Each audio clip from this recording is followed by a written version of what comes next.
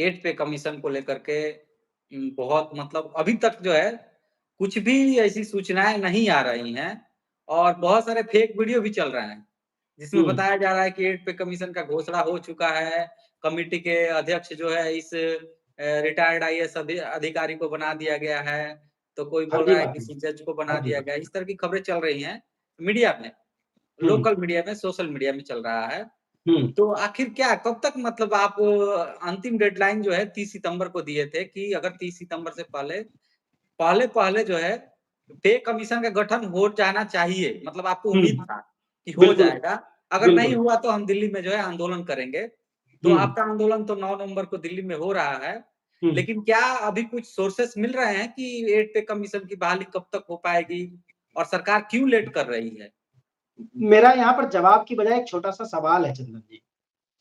बहुत छोटा-सा सवाल है। 16 जनवरी को भारत सरकार ने पे कमीशन के गठन का ऐलान किया था ना? बिल्कुल। उससे पहले मैं ये जानना चाहता हूँ कि मेरा नाम मत लीजिए। मेरे अलावा किन-किन संगठनों ने पे कमीशन के गठन के लिए सरकार पे दबाव डाला? बताइए ज़रा। है कोई एविडेंस आपके पास? नहीं इसका हाँ।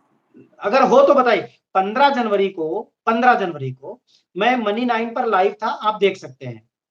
और मैंने उनसे बोला कि हफ्ते 10 दिन में हम पे कमीशन के गठन की घोषणा करवा रहे हैं। आपको सुनने को मिल जाएगा। अगर आप 15 जनवरी का मनी 9 पे हम बैक डेट में तो कुछ करा नहीं सकते। अगर आप वीडियो सुनेंगे, देखेंगे तो आपको मिल जाएगा। मैं ये पूछ रहा हूँ कि हमने घोषणा करवा ली, कैसे भी करवा ली। हम तो कह रहे झूठ बोल के, सच बोल के कैसे भी कम से कम करवा ली, सरकार फँस तो गई अब। सरकार बोल करके फँसी तो है। अब मैं ये जानना चाह रहा हूँ कि देश में कितने संगठन हैं, कितने लोग पे कमीशन के गठन की बात कर रहे हैं, उसको लेकर के आंदोलन कर रहे हैं। क्या कोई हमारे अलावा आपको दिख रहा है? हमने 1 अक्टूबर को किया, 8वें पे कमीशन के गठन के लिए सरकार का ध्यान आकर्षण करने के लिए किया। देश के 100 शहरों से बैलून छोड़े, सरकार ने हमको बुलाया, हमने अपनी बात रखी। मैं सबसे पहले सरकार तो है निकम्मी, सरकार तो है। लेकिन हम ज़रा ये बताएँ कि हम इतने बड़े मठाधीश, इतने सारे लोग हैं देश भर में, मैं अकेला तो नहीं हूँ। कहाँ चला गया पे कमीशन की डिमांड? क्यों नहीं कर रहे भाई आप? क्यों नहीं आप पुतले फूँक रहे? क्यों नहीं आप घंटी बजा रहे सांसदों के द्वार पर? क्यों नहीं आप कुछ और कर रहे? है नहीं ना? तो हाँ, घोषणा भई किए हुए अगर देखिए मैं बार-बार 10 कहता हूँ, महीने हो गए। मैं चंदन जी बार-बार कहता हूँ, आज़ादी भी केवल एक व्यक्ति की लड़ाई से नहीं मिली। मैं फिर कह रहा हूँ कि एनपीएस में भी जो भी सुधार हुए, वो केवल एक व्यक्ति की वजह से नहीं हुए। जो भी बदलाव हुए, आगे भी जो भी होंगे वो केवल एक व्यक्ति के आंदोलन से नहीं हो रहा। हम सबका मिला-जुला प्रयास है। लेकिन अभी अभी पे कमीशन मेरा कोई पेटेंट थोड़ी है कि all India NPS employees federation ने कोई पेटेंट करा लिया है कि नहीं अब पे कमीशन की लड़ाई केवल मैं ही लड़ूंगा। देखिए हमने 1 अक्टूबर को ध्यानाकर्षण किया, हम 9 नवंबर को पे कमीशन और पेंशन को लेकर के आंदोलन करने जा रहे हैं। हमें भरोसा तो हमें पहले भी था, हमें बहुत दुःख हुआ। 30 सितंबर तक हमें भरोसा था कि आधिकारिक तौर पर गठन हो जाएगा। नहीं हुआ, ये सरकार के साथ-साथ हम लोगों की भी कमजोरी क्योंकि हमारे लोगों ने साथ नहीं दिया ठीक से। आवाज़ ही नहीं उठा रहे लोग। अरे हमने तो 100 जगहों से कहा, ये तो 1000 जगहों से हो जाना चाहिए था बैलून उड़ाते, मोदी जी से गुज़ारिश करते पे कमीशन के लिए, कि पे कमीशन मिलेगा तो केवल हमारे संगठन को फ़ायदा मिलेगा क्या? सबको ही नहीं पे मिलेगा। पे हाँ, देखिए ये लड़ाई तभी सरकार पर दबाव तब बनता है, आज मैं चिल्लाऊँ, आज मैं लड़ूँ, आज मैं रोऊँ, कल मैं थक जाऊँ तो आप रो, आप चिल्लाओ, हुँ। आप उठाओ। आप थक जाओ तो कोई तीसरा भी हो। ये एक इस तरीके का प्रोसेस है और ये कोई आज का इतिहास नहीं है। आज़ादी से पहले भी ऐसे चलता था, आज़ादी के बाद से भी यही पूर्ण दस्तूर है। हम सबको लड़ना पड़ेगा, पे कमीशन के लिए बोलना पड़ेगा। मैं तो अच्छा कह रहा हूँ ये जिसको मुझसे तकलीफ है वो भी बोले और क्रेडिट वो ले। हुँ। लेकिन बोले, पे कमीशन को लेके बोले। नहीं बोलोगे तो ये सैलरी भी कल को इतनी लगेगी कि इससे आपका दाल-चावल, रोटी-गुज़ारा नहीं होगा। अभी जो है बहुत सारे एक खबर जो है उसको लेकर के मन में जो है लोगों के मन में सवाल हैं और कल जो है हम एक मीटिंग में गए थे तो एक कर्मचारी ने मतलब मोदी जी के पक्के भक्त हैं तो उन्होंने कहा कि मोदी जी जो है डायरेक्ट जो है बिना पे कमीशन के गठन किए ही कर्मचारियों को 30% दे देंगे। तो इस बात में कितनी सच्चाई है? क्या सचमुच में ऐसा वो कुछ सोर्सेस वो मिल रहे या हैं तो सरकार भाई की तरफ से? ऐसा ना चंदन जी, अब वो हो सकता है कोई ज्योतिषी हो या हो सकता है मोदी जी के रिश्तेदार हो, तो मैं क्या ही कहूँ। देखो ये बहुत बकवास स्टेटमेंट है, जो ये आपने बताया, एकदम थर्ड थर्ड क्लास का स्टेटमेंट है, इसका कोई औचित्य नहीं है। देखिए एक सिस्टम बना हुआ है पे कमीशन का, उस लेकिन मीडिया सिस्टम में को ऐसा खबर चला ना, आप भी देखे होंगे, कुछ-कुछ मीडिया देखो में छपा था। मीडिया में हर साल एक खबर चलती है कि सुप्रीम कोर्ट में केस जीत गए, पुरानी पेंशन होगी बहाल, स्टेप बाय स्टेप होगी। हर हाँ। साल चलता है वो। भाई मीडिया को क्या है ना, जो ये सस्ती जो मीडिया है ना, जो जिसको आप पेपर में निकलवाओ और फिर आप ही उस पेपर की कटिंग बाकी लोगों को भेजो। ये वो वाली मीडिया है जिसको कोई पढ़ता-वढ़ता नहीं है। पहले आप खबर निकलवाओ पेपर में, फिर उस खबर को ही आप ही जो है एक 1 मिनट आप ही उसको जो है निकलवाओ और आप ही उसको लोगों को भेजो, ताकि लोग जो है उसको फिर उस पेपर में पढ़ें।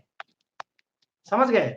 बाकी बाकी मुझे नहीं लग रहा उस पेपर को कोई पढ़ता है। अब उन पेपरों को क्या है या उस मीडिया को क्या है, अटेंशन है भाई। तो अटेंशन तो तभी मिलेगी जब अनाप-शनाप लिखोगे। आप लिख दो, अभी ओपीएस बहाल हो गई, मोदी जी ने घोषणा की। अब उसका तो आपको ये भी नहीं पता कौन-सा समाचार है, कहाँ से आया है, लेकिन उसका छप जाता है, खूब ढेर सारी जगह निकल जाता है। तो ये जो सस्ती लोकप्रियता वाले लोग हैं, ये लिखते रहते हैं। अभी इसका कोई इलाज तो नहीं, हम कहाँ-कहाँ तक लड़ेंगे, किस-किस को समझाएँगे। अरे लोगों ने तो ये तक घुमा दिया पढ़े-लिखे लोगों ने कि अभी एक डीओपीटी की एक कमेटी होती है, उसमें 25-26 लोग होते हैं, जो ये देखती है कि कौन-सा आईएएस कहाँ रहेगा, कौन-सी कमेटी को कैसे डील करेगा। इसकी पूरी एक एडमिनिस्ट्रेटिव कमेटी होती है। उसको लोगों ने लिख कर के घुमा दिया, 8वें पे कमीशन का गठन हो गया। अब पढ़े से पढ़े लोग मतलब जो है अंग्रेजी वाले, हिंदी वाले, फिलॉसफी वाले, संस्कृत वाले, इकोनॉमिक्स वाले, कॉमर्स वाले, बड़ी-बड़ी पोस्टों पर लोग घुमाए जा रहे हैं, उसको घुमाए जा रहे हैं। मेरे पास कई लोगों ने भेज दिया, मैं समझा-समझा के थक गया कि दादा, ये पे कमीशन के गठन की नहीं है, ये डीओपीटी की इंटरनल कमेटी है। तो उसमें अरे पे कमीशन में एक चेयरमैन होता है, 3-4 मेंबर होते हैं बस। वो सुप्रीम कोर्ट का हमेशा जस्टिस होता है रिटायर्ड और आप जो कुछ भी लेकर के घुमा रहे हो, तो हमारा देश तो तो ऐसा एक ही दिन है। आप भी जो है अपने सोशल मीडिया अकाउंट पर, फेसबुक पर आप लिखे थे कि 10 से 15% आप भी कहीं से खबर पढ़े होंगे, उसको देख नहीं, कर के आपने इसका ज़िक्र किया था। क्या स्टेटमेंट था ज़रा बताइए 10 से 15% 10 स्टेटमेंट से बताइए पूरा। कि मतलब जो है बिना कमिटी के गठन किए ही सरकार जो है 10 से 15% देने की बात चल रही है मीडिया में, इस तरह का कुछ था। मैंने ये लिखा था, अब मुझे याद आ गया है, चंदन हुँ। जी मैंने ये लिखा था कि कुछ लोग जो है कि ऐसा लिख रहे हैं कि मोदी जी 10 से 15% सीधे-सीधे बढ़ा देंगे। हाँ, हाँ। ऐसे मैंने उसको लोगों को ब्रीफ किया था कि अनाप-शनाप लोग लिख रहे हैं, ये सब हुँ। बकवास है, इसके चक्कर में ना पड़ो, मैंने ये लिखा था। अगर आपको बिल्कुल, बिल्कुल। स्टेटमेंट ध्यान हो, आपने आप लिखा है कभी-कभी कि इस बात में कोई दम नहीं है कि 8 पे कमीशन का गठन हाँ, करने के बजाय प्रधानमंत्री जी सीधे 10 से 15% सैलरी हाइक बताइए मैंने क्या लिखा इस बात में कोई दम नहीं है, ये लिखा मैंने। अब बताइए अब अगर अगर मतलब जो है लोगों की समझ में नहीं आ रहा है कि मैं क्या लिख रहा हूँ। हिंदी लिखी है, कोई विदेशी भाषा नहीं लिखी है।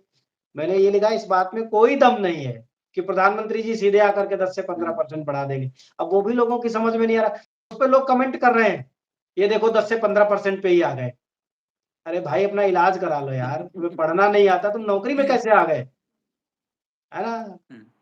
उन लोगों को इलाज की ज़रूरत है बेसिकली। और मुझे तो पता है ऐसे लोगों की जाँच होनी चाहिए कि नौकरी में है कि फर्जी नौकरी कर रहे हैं। जब जिसको ये समझ में नहीं आ रहा कि क्या लिखा, अगर किसी दूसरे भाषा का कोई आदमी हो, जैसे मान लो कोई तेलुगु वाला हो, कन्नड़ वाला हो, उसको हिंदी समझ में नहीं आती, उसकी तो प्रॉब्लम समझ में आती। हिंदी भाषी को अगर हिंदी समझ में नहीं आ रही है, यार तो ये तो लानत है यार, कि आपको क्या लिखा है उसका भाव समझ में नहीं आ रहा। तो बहुत-बहुत धन्यवाद हमारे साथ जुड़ने के लिए। थैंक यू चंदन जी। चंदन जी बहुत-बहुत धन्यवाद और अच्छा लगता है आपके साथ जुड़ते हैं और कभी-कभी हम भी अपनी भड़ास निकाल लेते हैं चंदन जी।